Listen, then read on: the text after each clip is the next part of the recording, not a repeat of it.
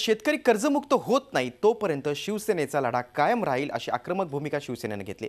या संदर्भात सार्वजनिक बांधकाम मंत्री एकनाथ शिंदे यांच्याशी बातचीत केली आमचे प्रतिनिधी दीपक भातुसे यांनी। कर्जमाफीच्या मुद्द्यावर विरोधकांबरोबर शिवसेना आक्रमक आहे। आज मुख्यमंत्र्यांचं निवेदन झालं विधानसभेमध्ये। मुख्यमंत्र्यांच्या निवेदनानंतर शिवसेनेची आता काय भूमिका असणार आहे? आपल्यासोबत शिवसेनेचे ज्येष्ठ नेते आणि राज्याचे मंत्री एकनाथ शिंदे। जोपर्यंत शेतकरी कर्जमुक्त होत नाही तोपर्यंत शिवसेनेचा लढा जारी राहील।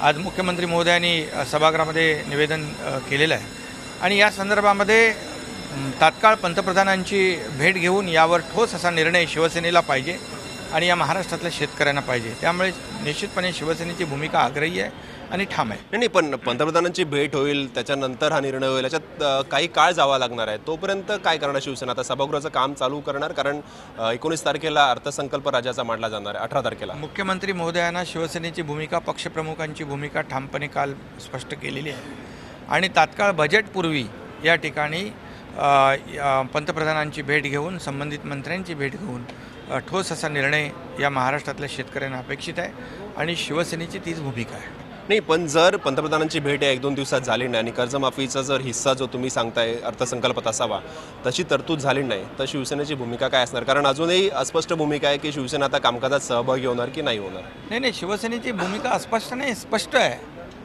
जोपर्यंत कर्जमुक्तीचा ठोस निर्णय होत नाही, ठोस निर्णय घेतला जात नाही तोपर्यंत शेतकऱ्यांचा हा लढा जारी आहे। कामकाज चालू देणार नाही तोपर्यंत भूमिका स्पष्ट पहिल्या दिवसापासून केली आहे। शेतकऱ्यांच्या बाबतीमध्ये, कर्जमुक्तीच्या बाबतीमध्ये ठोस निर्णय आम्हाला हवा आहे।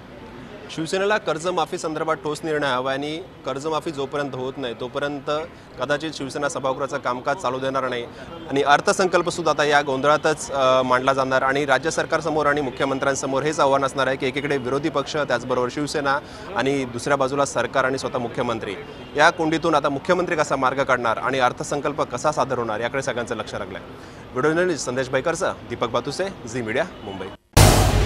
झी 24 तास रहा एक पाऊल पुढे।